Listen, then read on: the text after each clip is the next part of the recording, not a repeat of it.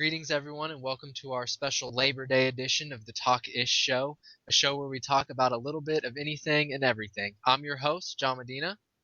And I'm Aaron Williams Conley, and this is the talkishshow. Okay, so before we get started, I do want to make a correction on the previous podcast. When I was talking about Doctor Who, I said that it aired on Sunday nights. That is incorrect. It actually airs on Saturday nights, so I just wanted to make sure that I um, told you about that because it was an error. On this episode of the Talk-ish show, peeing in the ocean, Decepticons Among Us, arrested for gaming, food fight, sci-fi museum, ram time, another vampire movie, Shake and T Swift, Samsung for charity. Kill Switch Cali. Okay, so this first story is really kind of just interesting. According to the American Chemical Society, peeing in the ocean will not hurt marine life. I mean, I don't get why there was ever a question about that. I mean, the world is what, 75% water? Yeah, and pee And is so- like 95% water, and beyond that, they swim in their own pee and feces all day, every day anyway. So why we needed to waste money, time, and the seconds of our life to read that story to find out that peeing in the ocean does not hurt the marine life is beyond me. The way I look at it is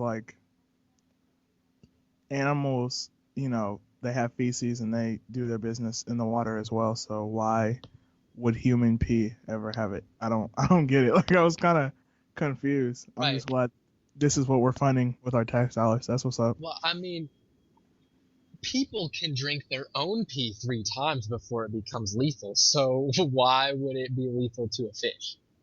I don't understand. I don't know, but to cut costs, I'm putting my goldfish in my toilet now. No, you're gonna flush it. Nah, bro. Oh, yeah, okay. We don't flush it in my house I understand. unless it's brown. Then you gotta let it go down. The economy's not in the best position right now. Yay for lower middle class. Okay, so our next story is actually a little more interesting than that one. So there was a man in a town called Braintree, Massachusetts, and he painted his Maserati to look like Barricade from Transformers, which is awesome. If I had a Maserati and I could afford to get it painted, which I guess if I have a Maserati, I can probably afford to get it painted, I'd paint it to look like a Transformer. I mean, basically. It was painted to exact detail to the replica of him from the first movie, so it had a police-style shield on the door, and then it had the phrase Decepticons punish and enslave on it. And he got pulled over for impersonating a police officer. Why? I mean, there's a shield on it. It does resemble the police shield, but what police car says Decepticons on it? That's a dead giveaway that he was not a police officer. They didn't arrest him though. He's just summoned to court. So it'll be interesting to see if they actually go through and press charges on him for that. My opinion is, if I have a Maserati, if I can afford to have a Maserati, I'm going to paint my Maserati whatever color I want to paint my Maserati. If I want my Maserati to look like the Batmobile, I'm gonna do that to my Maserati. It's one of those things. I can understand, because the picture. If you look at the pictures of it, it looks like, when I looked at it, I was like, okay, it's a Maserati. Okay, it looks like the Decepticon, but it didn't scream police. When I saw it, I didn't immediately oh wow, that really looks like a cop car. I don't even think there's any lights on it. No. No. I mean, if I look at a Crown Victoria, I kind of think that it might be a cop. And that's the thing, is that I see so many, because cops use the Malibus, or no, the Impalas. I mean the Impalas. And basically, if I see like an all white Impala with like tinted windows, like but it's all stock. I immediately just think like that's an undercover cop. Like, so it's one of those things like they're gonna take him to court. His lawyer's gonna be like, this is silly, which is what he actually said in the article. He said, it's really silly that they're summoning him to court because he chose to paint his Maserati white and black and just put some decals on it. But I mean, I just think he's gonna go to court. They're gonna waste their time. The judge's probably gonna throw it out. He's not gonna get anything, and it's just gonna be an inconvenience. But I mean, I guess the cop really didn't have anything to do. I wouldn't have summoned him to court for it. Our tax dollars at work, everybody. I mean, I would have just pulled him over and been like, dude, that's dope. Like, I'd have been like high-fiving him, like, man, that's awesome. Like, I wouldn't even have cared. Like, I mean, it's one of those things. Like, who did that? Who did that paint job? Because, I wouldn't mind going and getting my car done like that. I mean, the neon doesn't really need a paint job like that, but it would be fun. I think you should paint the neon like a rocket ship because it sounds like one. It does, yeah. Got a jet going on. Starscream, maybe. Make it look like some. Yeah, but it has to be fast to be Starscream. Yeah, that's true. The neon struggles at 25. Okay, so. Can I hold on can I pour a little water out for the neon? Yeah. Because it's on its last legs. Pour one out for the homies. I poured out a little bit of water for the neon because it's on its last legs. R.I.P. All right. So imagine that you're at the house just playing some video games. Good little time, right? And all of a sudden, a SWAT team busts in, tackles you on the ground, arrests you, says if you're gonna do anything, they'll shoot you. That is exactly what happened to a guy named Jordan Matthewson. Yeah, Matthewson. Yeah. He was live streaming actually, and he was playing Counter-Strike with some of his buddies, and they were playing against another team.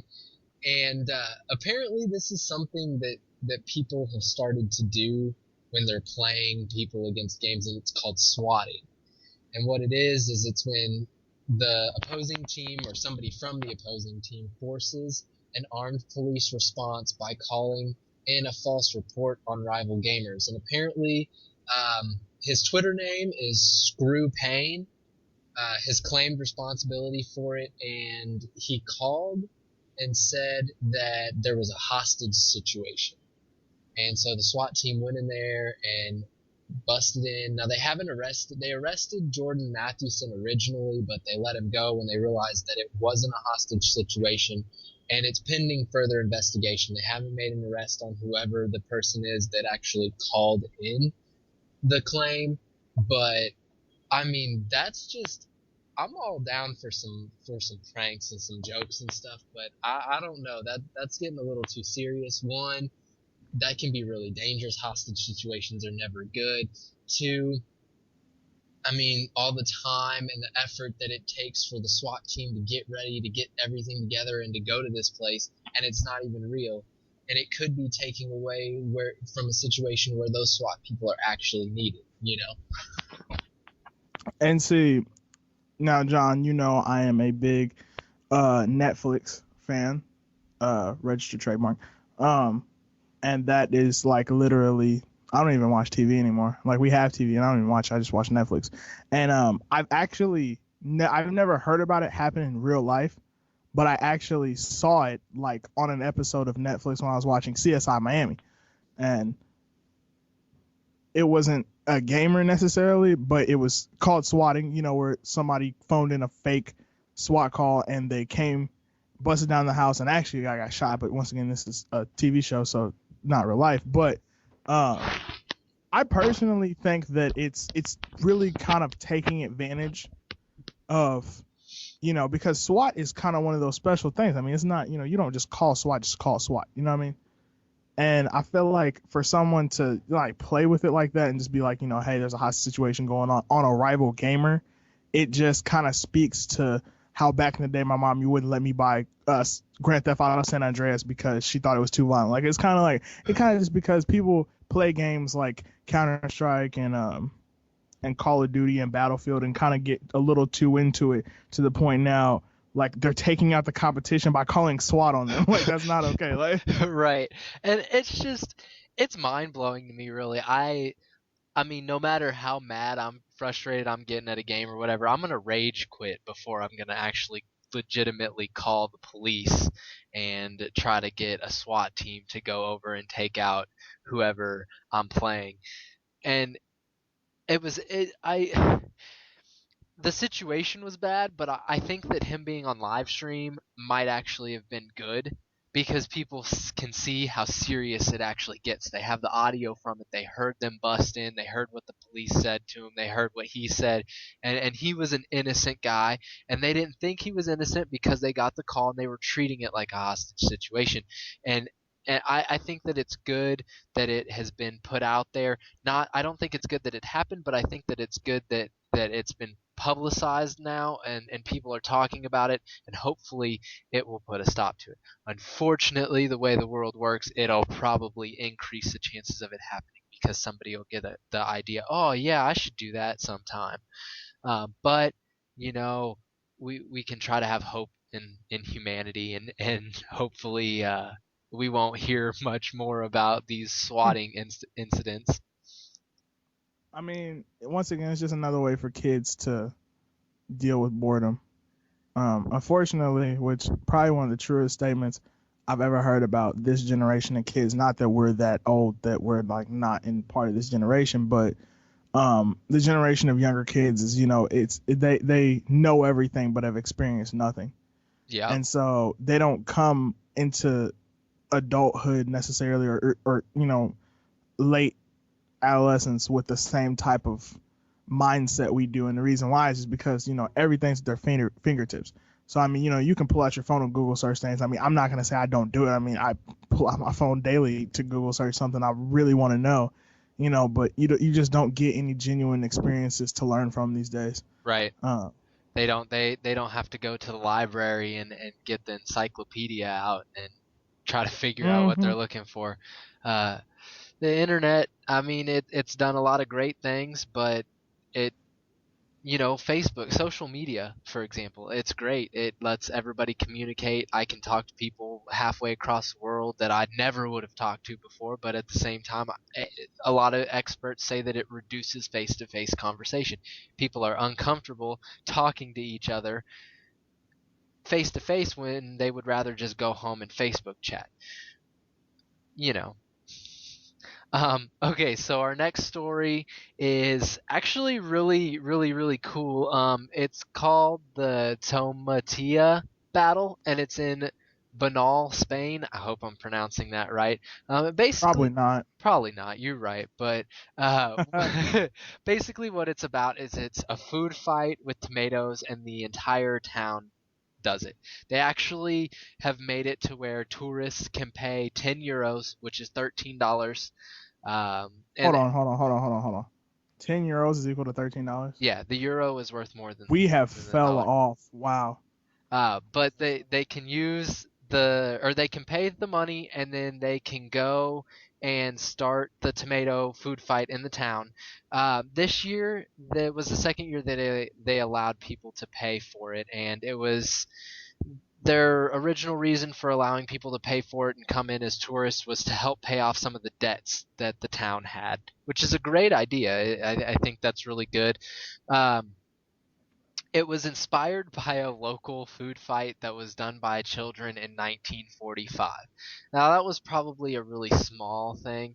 Now, this last food fight had 22,000 participants, and they used 125 tons of ripe tomatoes. Okay. First off, I don't like tomatoes, so like any vegetarian or somebody who's gonna say that's a waste of food, like I don't even care about that.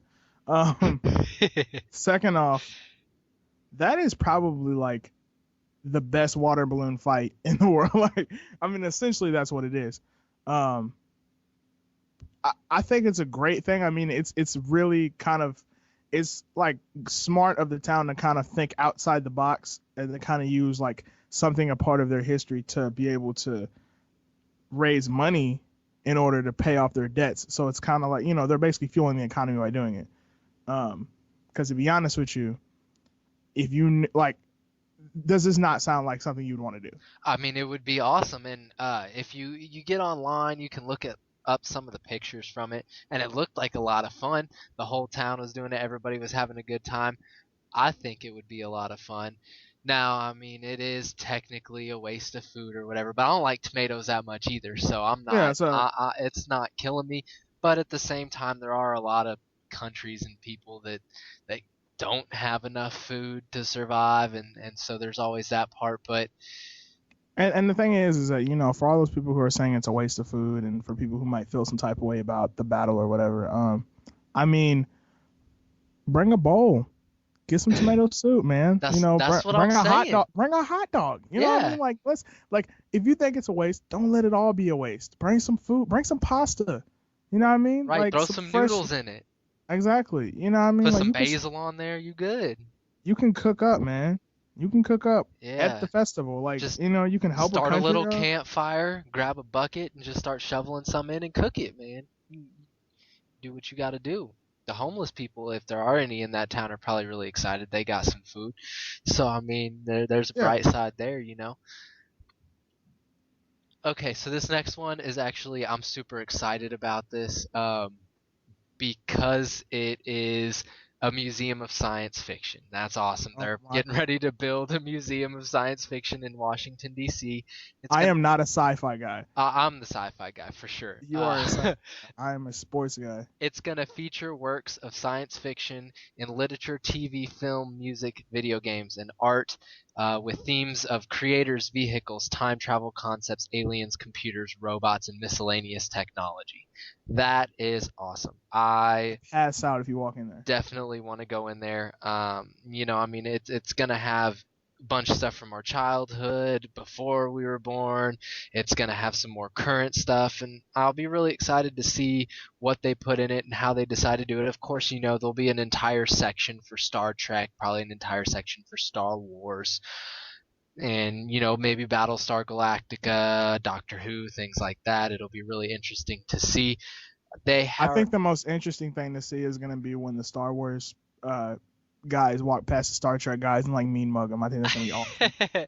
yeah, that's definitely something that people always make a lot of fun of and blow out of proportion. Um, I have a quick mature plug here. For those of you who don't understand on what level this is going to be, it's got like, if you're really a science fiction guy, like I know John is, like if you're seriously like have been a science fiction guy, and you know, not necessarily the casual fan like me who's seen some Star Treks and some Star Wars or whatever, you know, I feel like it's gonna be like your first trip to the gentleman's establishment. I feel like that's just on the level of awesomeness. I'm excited to see it personally, and I'm not really a science fiction guy, but I'm excited to see it. Yeah, it'll be awesome. They're actually hosting a competition for exhibit design, which is cool. So, like, if you have an idea for maybe, you know, part of the Star Trek exhibit or some other exhibit, you can submit your designs and everything, and you can actually win a prize. The prize isn't huge; it's $1,000, but I mean, hey, that's $1,000. You know, that's $1,000 I didn't have in the bank account that I could have in the bank account. You know, and I think that's cool. They're trying to kind of get people excited about it, get some hype around it, so that, you know, when they do open it, people go and see it. And if I ever, you know, the next time I get around to going to Washington D.C., I definitely stop by and have a lot of fun. I think it'll be exciting, and it'll be cool to see what they decide to do with it and things like that. This next one is definitely gonna be more of you excited than me. I'm not really a sports guy. I follow it, and a lot of my buddies are sports guys, but Sports guy. personally, I'm Oh, not. speaking of sports guys, I have a shameless plug here. Look out for the halftime with Aaron A. Wills and Sky podcast coming soon to the Talk Ish Show channel. That's right. Um, That's right. it's definitely it's gonna be me and another member of our staff, my boy Sky. We're gonna be doing a sports podcast. We're pretty much gonna touch real heavily into football since the season's starting up. But we are definitely gonna hit basketball. We may not hit as deep into other sports. Probably gonna do some baseball touches just because of our location. You know, go cards. Um, but aside from that, That will be coming soon, so be on the lookout for that. Okay, so for those of you who don't know, our show is based in Missouri, and the St. Louis Rams were the first team to ever draft an openly gay player, and his name was Michael Sam, and he actually came out of the University of Missouri. Go Tigers! Welcome to the And zoo. he went, he played preseason and everything, and he actually just got dropped by the Rams. He was beat out by Ethan Westbrook for the defensive line. Michael Sam was 7th round draft, and in 2013 he won the co-defensive play of the year award and he had 10.5 sacks and 18 tackles. So he was a good player, and he just didn't make the cut. What this means for him, I'm not entirely sure. I'm going to kind of let Aaron touch on that a little more. So how do you feel about this, Aaron? What do you think it's going to turn into? What do you think the situation's going to end up being? All right. Basically, I'm gonna get real for a second here. Now, I don't watch I watch college football, but I don't like. I know NFL football. I'm a very big NFL guy. My favorite sport is personally basketball, but I'm a very big NFL guy. I'm a Broncos fan. And so I do fantasy football. I always listen to NFL podcasts, and I always I'm avid on ESPN. I'm 100% into professional football, but I don't really pay too much attention to college. Michael Sam, when I first heard about him, which of course was him coming out being openly gay while he was still at the University of Missouri, at first I was kind of like, well, I felt the same way when Jason Collins, former NBA player, came out as an openly gay athlete. And the reason why I felt that way was because anyone who knows basketball knows that, not to say anything bad about Jason Collins, that he wasn't the greatest player and he was kind of a journeyman, which for those who don't know what that means is kind of a person who has played for a decent amount of teams. And it kind of felt like I'm going to come out and be openly gay. Not to say that he wasn't gay, but I think it was kind of more of a ploy to revamp his career and maybe get a couple more, just to kind of bring a little more spotlight to himself, which it did. He was on the cover of a couple magazines for that, in the news for quite a while. And it was actually, I want to say like 6 months after the whole thing, I watched an interview that he had when he was on, I want to say he was on the Brooklyn Nets, and they interviewed him. And they're still talking about, like, has it changed your life any? And it's one of those things that, unfortunately, it's once you bring it up, it's going to be talked about. And I'm glad that Michael Sam came out, because I feel like, I support gay rights. I personally believe that you should do whatever you want to do, and I'm glad that he felt comfortable enough to say, hey, this is who I am, accept me for who I am, and I appreciate that. But if he was not a good player, I would have definitely been like way less supportive of this. But Michael Sam is actually a great player. The reason why he was cut from the St. Louis Rams defense was because, for those who don't know or don't follow sports closely, Michael Sam is a defensive end, and St. Louis actually is projected, and did have a very good one last year, to have one of the best defensive lines in football. So even though Michael Sam is a very good player, when you're a very good player, but there's also 5 other guys at the same position that are very good, it's kind of hard to, break into the team. So, I mean, personally, it's not to say that he won't play, because Michael Sam will be on an NFL team this year. He may not be starting necessarily. Does he have starting potential? I believe so, on the right team. He's a very good player. Like I said, he's a very good defensive lineman. It's just St. Louis already has a very good defensive line. So even though he's a great player, even as a rookie, he would have still been like the 5th best pass rusher on St. Louis's team. So that's the reason why he was cut. It has nothing to do with him being gay. I 100% believe that Michael Sam will be on an NFL team this year without a doubt, because whatever his sexual orientation is, he's still a great player. So that's really how I feel about it. I personally think that I understand why St. Louis cut him, just because of, obviously, like I have been repeating before, that they have a great defensive line, but I do believe that he will end up on an NFL team, probably in the starting position. Yeah, and I don't know a lot about football, but I do know that that what you said is true. The Rams are do really have a good defensive line, and no matter what your sexual orientation, if you're not good enough to be on a team, you're not good enough to be on a team. And that's not saying that he's a bad player. It's just when you're on a team that has such a good defensive line, rookie first year coming out, your chances of being good enough to compete with those people that have been there for 3-4 years, they're a lot lower. And so it doesn't mean he's a bad player, and doesn't mean he won't be in the NFL. I definitely think a team will pick him up, and I think he will do good, and maybe one day he'll end up coming back to the Rams. It just depends. So um, this next story is gonna get kind of probably a little weird. Another vampire movie.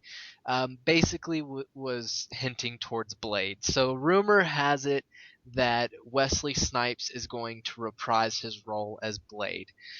Blade originally came out in 1998, and I thought it was a fantastic movie. I loved it. I loved Blade 2, and I actually still kind of liked Blade Trinity. I know a lot of people didn't. A TV show came after Blade Trinity, and I never watched it, but it had horrible reviews. I heard that it was not a good TV show. Do I think that this story is legit? No. Reasons why. Number one reason is the last Blade movie, Blade Trinity, came out in 2004. It's been 10 years, and it would be another 2 years to film the movie, and rarely, rarely, rarely do they make a sequel that far after a movie, especially when the last one was not that popular. The only TV or movie that has came out with a sequel or a prequel more than a decade after the last one that they made and has done well that I can think of off the top of my head is Star Wars, and they're going to do it again, and they're going to do great. But they have the name of Star Wars behind their movie. Not to say that Blade's not good, and then all the comic book movies that have been coming out lately would really help. But I don't think that they should make it a sequel. I think that if they're going to do anything, they should reboot it. Could Wesley Snipes be in the reboot? Yes. Should he be Blade? Probably not, because it's a reboot. You need to kind of start fresh, not have the same character same person playing the character from the original movie. Now, if they do make a reboot, we run into another issue, and the issue is that Warner Brothers, I believe it's Warner Brothers that owns the rights to Blade. Let me double check. Well, the character rights actually Marvel owns those. Yeah, and Warner Brothers. It's a production from Warner right, Brothers. Marvel does own the rights. They own the character, but but Marvel owns the story, the comic, the storyline. So the problem with making a Blade movie through WB is that it cannot have anything to do with the story from the comic books, because Marvel still owns that. About 15, 20 years ago, Marvel was struggling. They were not doing well, and they had no money, and they needed money, so they started selling off some of their properties. They sold the character of Blade to WB. They sold the character of Daredevil to, I believe it was WB as well. They sold Spider-Man to Fox, and they sold X-Men to Fox. Do they regret that decision now? Probably a little bit, because they're doing so good right now. Every movie they make hits it out of the park. Is it detrimental to their business plan? No, they're doing fine without it. But it causes a problem for a movie like Blade, where if you make a Blade movie, it cannot follow the comic book storyline. Now, I've heard people say before, well, why don't they just do a collaboration between Marvel Studios, aka Disney, and Warner Brothers? It will not work. You've got two studios splitting the cost of making a movie that, if done right, is going to cost you probably $200 million. Then they have to market it and all this and all that, and they have to split all that cost. And then it goes to the box office. If it makes a decent amount of money, $500-600 million worldwide, each studio gets $300 million. That's not going to cover costs. It's not going to work. That's why you don't see a lot of collaborations between two different production studios. It's just not something that happens. It's not business savvy, and most of the time those studios don't necessarily get along. They might not be enemies, but why would WB ask Marvel to help them make a movie when they can make the movie on their own and make twice as much money off of it? So we'll see what happens. We'll try to keep you guys updated, but I don't think that it's gonna happen. If it does happen, I'll go watch it, and I hope it'll be a good movie. Will it be a good movie? I wouldn't bet money on it. Here's my whole spiel with the Blade thing, and it's not a long spiel or anything.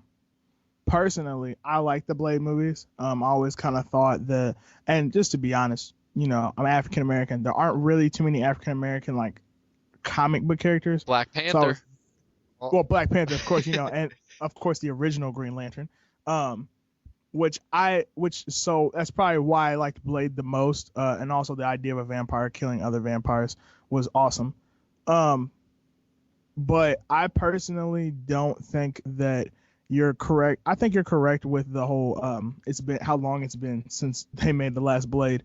So I would be surprised to see it actually being put into production, just considering how long it's going to take for them to produce it. But on the other end of the spectrum, I think they should make it because I know Wesley broke. Yeah, I mean, well, he just got out of prison. That's what I'm saying. That's why when you were like, Wesley Snipes is supposedly making another Blade, I'm like, he got out of jail? Like, I was kind of like, wow, like, I thought he was still locked up, but that's nice. I mean, I'm glad. Hey, I'm proud of you. Once again, people, don't pay your taxes. Right. Unfortunately, pay this is a plug from the federal government. Pay your taxes, because in this country, unfortunately, you can get away with murder, but you never hear of anyone getting away with tax evasion. Right. So, when April 15 rolls around, make sure you pay that money if you owe it. You know what I mean? So that's the thing. It's one of those things that I'm happy that Wesley Snipes is out of jail and is back to being in movies. Apparently, you can catch him in The Expendables 3. For those who are wondering, he's already back in another movie. I'm happy. I personally always liked Wesley Snipes, regardless of his federal activities. But you gotta. Everybody makes mistakes. Right. It would be interesting if they rebooted Blade and they could keep Wesley Snipes, but instead of having him play Blade, have him play Whistler, which is Blade's like confidant, teacher, chaperone kind of guy. The old kind of like a Batman to Robin type. No, he's thing? like the older guy that taught him how to helped to develop the serum so that he wouldn't need blood and things like that. Well, essentially in the new Batman movie, Robin becomes Batman. That's true. That's true. That's kind of what I meant. Like, the whole Blade becomes the teacher while he's training the next Blade. Right. Basically, yeah. That would be interesting, and I think that would work, and that would give it a fresh storyline. That would still get Wesley in there so he can earn some money, and hopefully keep getting them checks, pay the taxes on those checks, and and I think it could start a new Blade series for everybody that wants one, and people that don't want one that would give it a shot. Okay, so this next deal, T Swift, making the headlines again with her new song "Shake It Off." I don't care what anybody says. If Taylor Swift, if you hear this podcast, call me. My number is 281-330-8004. Hit me up on the low. I don't care what anybody said. Before you even get into the topic, I want Taylor Swift. As a friend, I think that having Taylor Swift as a friend, because and the reason why is because I enjoy music. I'm a big music head, and I have to know her writing process. Yeah, and I have to find out about. She's one of the few people that writes her own music. Like, if you Yeah. look up her songs, if you Wikipedia them or what have you, almost I think every single song that she's ever put out has been written by her, at least in part. And I think that's really cool. A lot of people are kind of hesitant about this album. It's getting ready to drop, I believe, in October, and it's not going to be a country album, which is what's kind of freaking people out. It's going to be a pop album. I didn't think the song was that bad. It's actually kind of catchy. It'll get stuck in your head if you listen to it. Um, and I think it's cool. I think she did the country thing for a while, and now she's ready to branch off and try something new, try something different. And I think that's really cool. If you listen to the song, the first, like the couple opening lines are talking about how haters have been talking about how she's always in a relationship with somebody or somebody else, or and how she's always complaining about what's wrong with that person and whatever, and she's saying she's going to shake off all those comments, and I think that's really cool. Yes, I was possibly one of the people that may have slightly said something at one point in time in my life about Taylor Swift always writing her songs about a breakup, but she's writing a song now about how people are gonna talk bad about you no matter what you do and no matter who you are. Someone's not gonna like you. Someone's gonna hate on you. And she's writing a song talking about shaking it off, getting back up, and living your life. Not letting those people get you down. And I think that's a good message for everybody that's all the people that are going to listen to Taylor Swift's music. A lot of her fan base are younger girls, high school girls, and I think that's something that they may need to hear. That just because someone Now, doesn't like you, just because they talk bad about you, doesn't mean that you're not above that. That you can't stand up, get back up, and keep living life and not just let them keep beating you down. So I think it's a good message, and I think I'm gonna hit you with this. I'm gonna hit you with this knowledge here. If I have yet to hear the song, and I probably won't listen to it. I'm not a country guy. it's Even though pop. it is a It's pop pop. song, even though it is a pop, well, I'm glad I said that because my first question is, or not question, but more or less statement is, I never thought Taylor Swift was all that country. Like I always kind of felt like when I listened to some of her songs, she was always kind It of was. poppy. Like I It never, was like a yeah, I country never, pop hybrid type deal. yeah. I mean, don't get me wrong. I kind of understood that her bass style was country, but I always kind of felt like Taylor Swift kind of fell into more of a pop area. But that's just me. But that's because I don't listen to a lot of Taylor Swift unless it's on the radio, but I don't listen to the radio anymore. So, but also, if anyone else wrote a song about shaking it off for haters, and not anyone else, because there are obviously other artists I could say this about as well, I would probably feel a lot better. And I appreciate the message behind it as you described it, especially because a lot of girls, obviously kind of, I don't want to say idolize, but probably look up to her a little bit and pay attention to her music. And, like the thing you have to pay attention to when you are a musical artist or any type of person who has a voice in the media is what you're saying to your fan base, because some people take things more literal than others. So when you're speaking to a bunch of teenage girls who go through a lot of changes in their teenage, adolescent years, you definitely have to be careful on what you say. And I kind of like the fact that she's taking a road to give them a positive message to, whatever you're going through, whoever's, necessarily hating on you or, picking on you or, telling you you're not what, you are, as far as like, throwing shame on you, that you should just shake it off and keep going, keep it pushing and, live your life. And I appreciate that. The problem is that I have is because Taylor Swift wrote this. And I don't like when you say you're shaking haters off, especially since one of the most common things that I guess what she would probably consider haters say is that she writes all her songs about her breakups. Taylor, you've been with a lot of guys. Yeah, but Now still but like call me still. But like I'm not tripping off of it, but you've been with a lot of guys. You've been through a lot of public breakups. And it's kind of been a repetitive thing of you writing songs that seem very close to, being about that person you broke up with. You know what I mean? Like that's the thing is that unfortunately as much as I would like to say, yeah, you know, this or that, you're writing songs about your breakups. Like, we know that that's what they're about. Like, don't say the idea came to you randomly because you just broke up with the guy. You know what I mean? Yeah, definitely. And I mean, it's just it's one of those situations where she's a teenage girl and she's writing about what happens in her life, and 90% of what happens in a teenage girl's life is breaking up with dudes. Cause I mean, let's be real. When you date someone in high school, at least when we were in high school, it was not. Hold on. I have a correction on what you Huh. just said.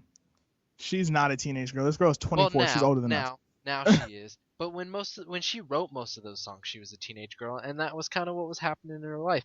And she's still a young I a mean, young I woman, and so I guess. mean maybe she's finally starting to grow out of that, and that's why she wrote a song. Her first single on her new album isn't about breaking up with somebody.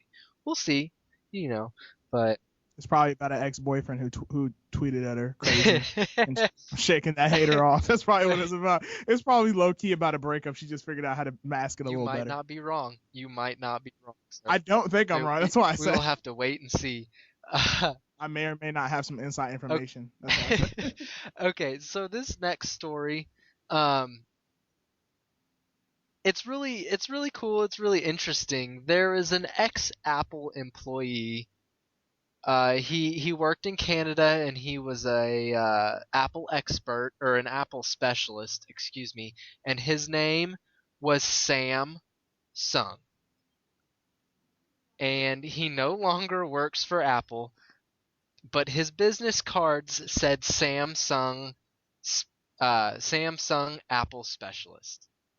So he worked for Apple. His name was Samsung. That is poetic justice, if you will. That is hilarious and it's super funny. And it can't get better than that. They I'm going to explain to the public. John is an Apple hater. no, I do not even necessarily hate Apple. I I just take that back. He dislikes their I do products. not. I'm not a big Apple fan. I'm not one of the fanboys. I don't jump on the bandwagon for Apple. Samsung, on the other hand, well, I'm a Samsung fanboy most of the time. I really like all of their products, even their bulldozers. I really enjoy Samsung bulldozers. Uh, I, I'm glad you know that, they make because I'm they glad make you all know. kinds of stuff, man. They make air conditioners and everything. Well, I mean, that's one thing a lot of these people don't. A lot of people in the world don't know is that a lot of these places that make a certain product make more than what you think they make. They just are. They probably move more of that product. Well, I You don't know know that their bulldozers or their air conditioners are sold in the United States. Uh, that as I well. think I think I think they sell the air conditioners in Europe, but I think the construction equipment that they manufacture is strictly in Korea. But I don't know for sure on that. I'd have to check. But anyway, so this guy he stopped working there and he decided that he was going to sell his business cards on eBay and that he was going to donate the money to charity. And somewhere in the midst of all the bids, fake bids inflated the price to like $80,000. And we all know that's not what it was going to actually sell for, but it actually ended up selling for $2,653. And that's crazy. And he donated it to the Children's Wish Foundation, which was pretty awesome. And I think it was, I think it would be pretty cool to actually have an official business card that says Samsung Apple Specialist, because you know when you I worked at a local phone store for a couple of years, and we had a lot of people that would come in and be like, "Can I get that new Samsung Galaxy iPhone?" And this just kind of speaks the truth to it. They would love to talk to the Samsung Apple expert, but it was funny, it was nice, it was fun, and he had a lot of fun with it, and Apple had a lot of fun with it, and I think it was good publicity kind of for everybody involved, and so it was a really cool situation, and charity got some money out of it, so that was cool. Um, I, I feel like when I hear the name Samsung and works at Apple, I feel like this is like a like a cheesy spy movie, like infiltration scheme. You know Right, what I or an mean? episode of like American Dad. Yeah, yeah. You know what I'm saying? Like, yeah, something really cheesy. Like, welcome to Apple. I heard you're our new hire. What's your name? Sam. Sung. Like, Yeah. what I mean? I just feel like it's like a really cheesy, like, just name. Not to, throw shade on the dude's name. Much respect for the dope name. I personally would rock the name Samsung. Because I have a Samsung, Right. so Samsung with a Samsung, I have a Samsung TV, so I would be balling. I would probably put a big Samsung logo on my car too. Welcome to Um, the Apple Store. My name's Sung. Sam Sung. I mean, basically, I mean, James it's Bond going on over there.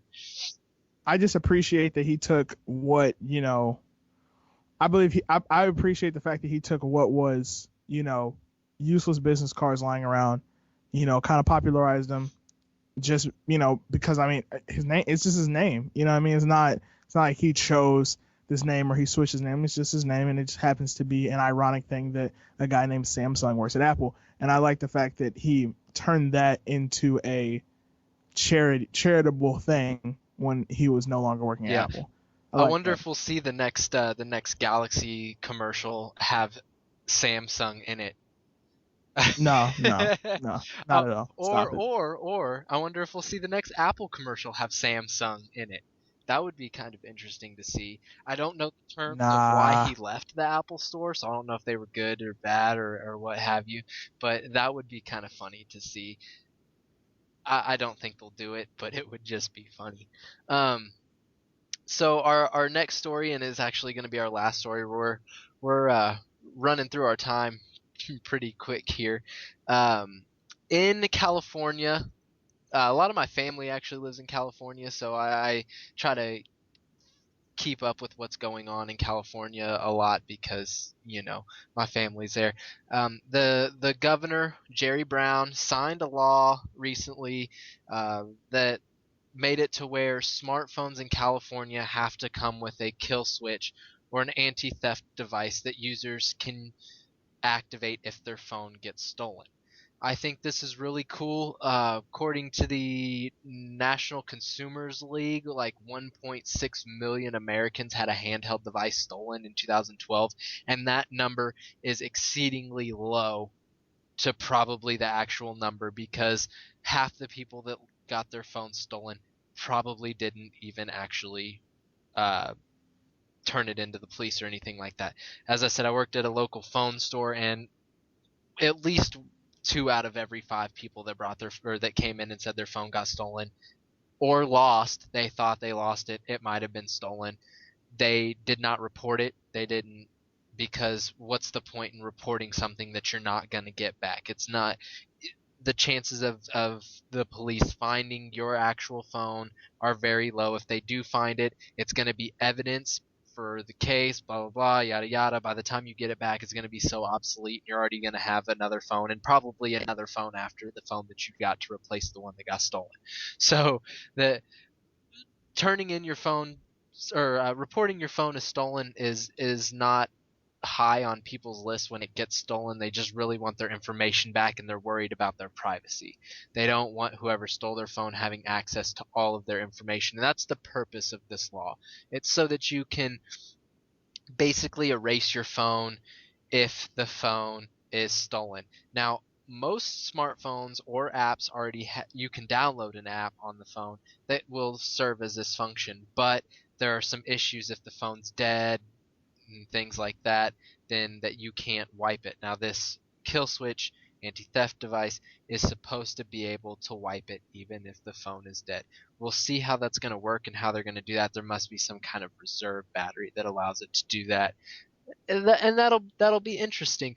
Now, the you can, as a user, opt out of the kill switch program. You don't have to do it, but the phone will prompt you during setup to set up the anti-theft feature. Now, will the manufacturers of smartphones just go ahead and throw this into their default operating system and spread it nationwide? Most likely they will. Yes, it'll be cheaper for them to just throw it in there on top with the 87 other apps that they pre-install on the phone and ship it out to everybody versus trying to pick, these are the 8 million phones that are going to California. We need to have this special app on there for it. So when you get your next version of your Galaxy phone, your Note 4, your iPhone 6, whatever you have, plan to see a new anti-theft kill switch built into your phone. You can't opt out of it. It's not necessarily a bad idea as long as it works the way it's supposed to. It would be really unfortunate, though, if it just erased all of your stuff without you actually wanting it to. That would kind of stink. So we'll see how it goes. I personally think that I think it's a great idea. Um, I feel like it would be something that I would use when I get my new phone. I feel like that would be definitely something I would probably opt into, just because it doesn't really affect you unless you lose your phone. It's kind of one of those things. It's one of those things like for those people who keep a lot of music on their phone. If you don't have a memory card and your phone like crashes on you or something, you just lost all your music. So it's one of those things that you don't really think about it until something goes wrong. So, I feel like for the majority of people, I feel like you should turn it on, just use it. You know what I'm saying? It's not gonna affect you until you need it. You know what I mean? It's not like there's gonna be something in your notifications bar or every like hour or every day or every 30 days is gonna say like, something about your kill switch. Like, no, it's just a feature that's there to protect you should your phone get stolen. I personally have never had a phone stolen. Um, but I mean, at the same time, that's, I think it's one of those things. The phones are so expensive these days. To have a nice one, so I feel like you have to protect yourself, as much as you can. I mean, it's one of those things where I think a lot of people do things on their phone that they don't necessarily think about it first.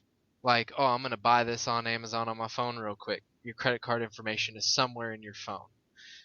It's secure, but that doesn't mean that no one can access it. It just means that the masses can't access it. And people do online banking on their phones. They do this and do that. And it's the same with like buying stuff. That doesn't mean that your information's free for anybody to see, but it is there somewhere. And this switch is going to make it to where if somebody that has the knowledge and has the capability to find out that information, so that it will stop them from accessing it, and it will save you, because identity theft is really bad right now and it takes a long time to get it fixed. So it's just being on the safe side, and that's a good thing. I mean, it's better to be safe than sorry, especially when it comes to something like that. Um, okay, so we better go ahead and wrap this show up.